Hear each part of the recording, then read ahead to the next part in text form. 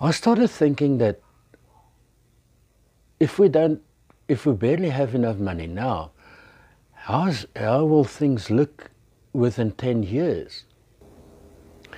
I think that is one key to get out of a state of negativity.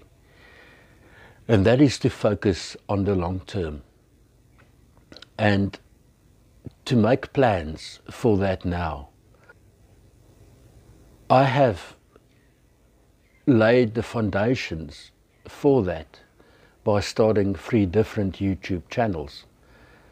I have no idea whether they're going to be successful, but that's not what it's about. It's about doing the work and expecting a positive outcome. That's life. And if we lose sight of that, we will lose sight of ourselves. The other key to remember is to just always look back.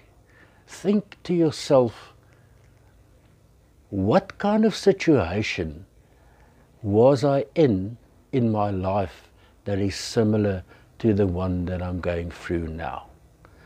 Now, in our lives,